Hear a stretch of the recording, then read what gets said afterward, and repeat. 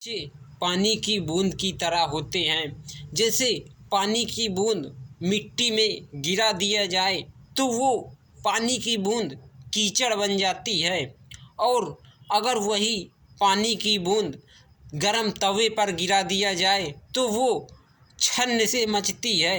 और इसी तरह हम अपने बच्चे को जैसी शिक्षा देते हैं, जैसा हम उन्हें ढालते हैं, वैसे ही हमारे बच्चे बन जाते हैं। जैसे ईंट का सांचा होता है, लोग उस ईंट के सांचे में जो जिस कंपनी का नाम लिखते हैं उसी कंपनी का ईंट ईंट उस सांचा से बाहर निकल के आता है। वैसे ही हम अपने बच्चे को जैसे ज्ञान देते हैं वैसे ही हमारा बच्चा सीख जाता है।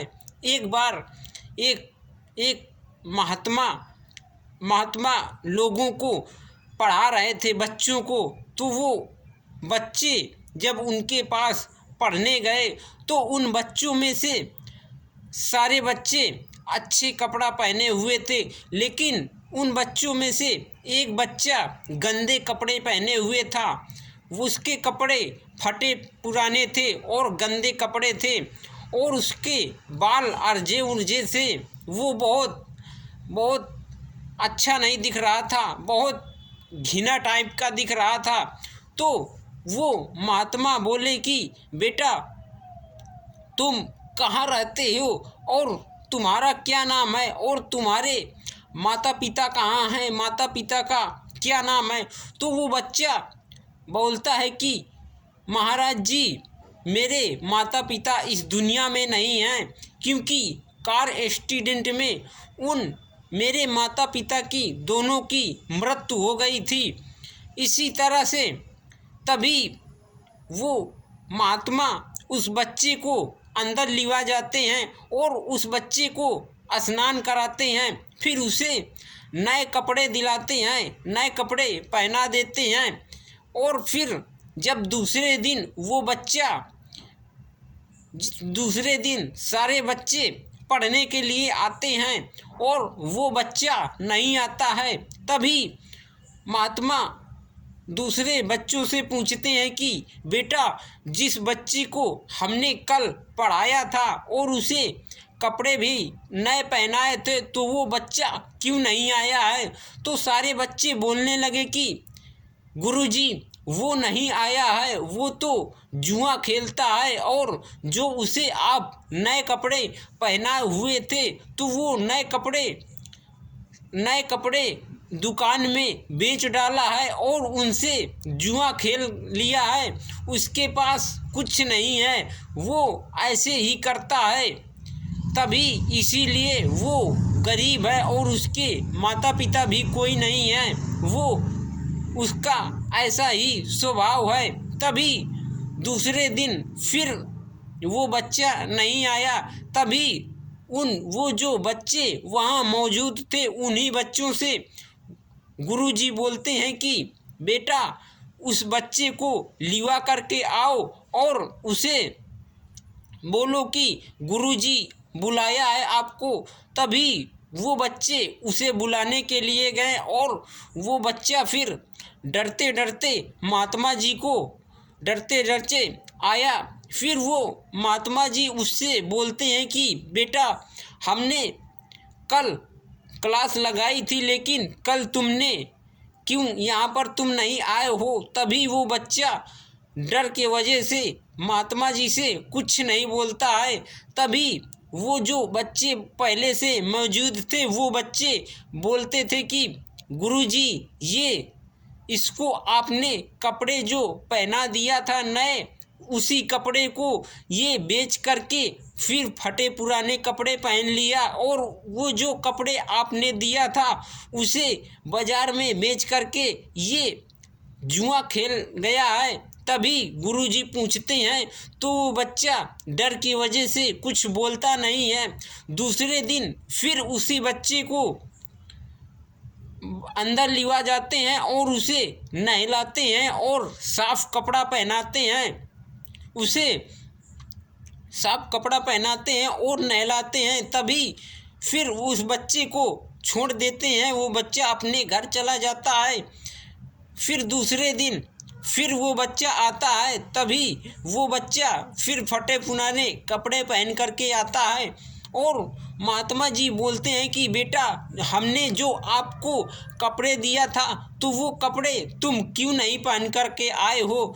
तो वो बच्चा बोलता है कि गुरुजी, आपने हमें इतने सारे कपड़े दिया पहनने के लिए, लेकिन हर दिन मैं अपने कपड़े को बेच आता हूँ, लेकिन आपको शायद पता चल गया होगा, लेकिन फिर भी मुझे तुम क्यों कपड़े देते हो। तभी उस बच्चे को गुरुजी अपने ऑफिस के अंदर लिवा जाते हैं और बोलते हैं कि बेटा, मैंने तुमको जिस दिन नए कपड़े पहनाया था उसी दिन मैंने संकल्प ले लिया था कि मैं इस बच्चे को जीवन भर साथ दूंगा और इसे अच्छा बनाऊंगा, ताकि ये महान बन सके और विद्वान बन सके, जिससे लोगों का नाम रोशन करे अपना और हमारा नाम रोशन करे और एक अच्छा नागरिक बने। तभी वो बच्चा सोचता है कि मैं तो अपने बारे में बहुत गलत सोचता था, लेकिन ये गुरुजी मेरे बारे में इतनी अच्छी बात बोल रहे हैं, तो मैं फिर ऐसा क्यों करूं कि गुरुजी मुझे कपड़े डेली नए पहनाते हैं और मैं बेच डालता हूं, जुआ खेल लेता हूं। तो मैं अब ऐसा नहीं करूंगा, क्योंकि गुरुजी मुझे कहते हैं कि बेटा, मैं तुम्हें अच्छा बनाऊंगा और महान बनाऊंगा, विद्वान बनाऊंगा। तभी से वो बच्चा जुआ खेलना बंद कर देता है और अच्छी तरह से पढ़ाई करने लगता है और वो बच्चा महान बन जाता है, विद्वान बन जाता है। तभी से जो और बच्चे थे वो बच्चे भी मन लगा करके पढ़ने लगते हैं।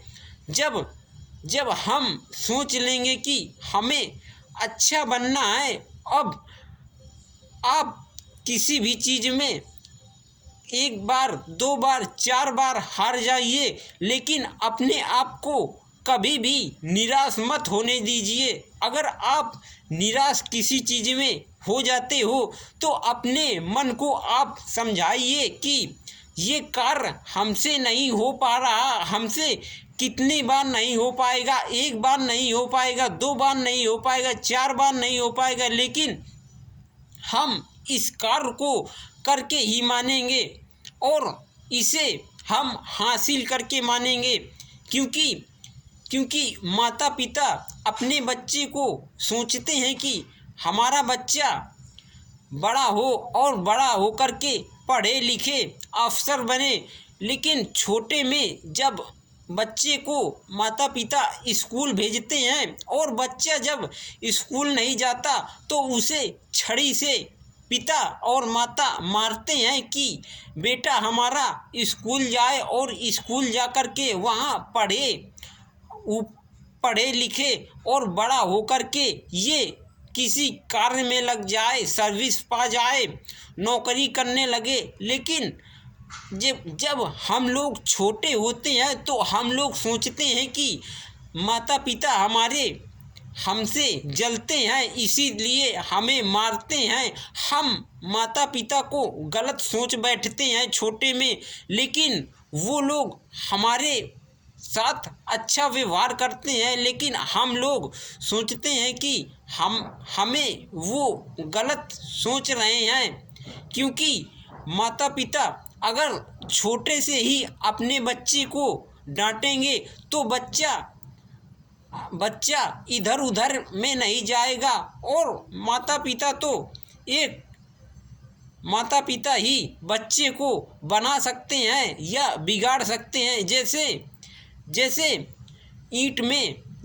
ईंट का सांचा होता है, वो उसमें जिस कंपनी का नाम लिखा होता है उसी कंपनी जैसा ईंटा निकल के आता है। उसी तरह माता पिता अपने बच्चे को जैसे ढालते हैं बच्चा वैसे ही बन जाता है बड़ा होकर के।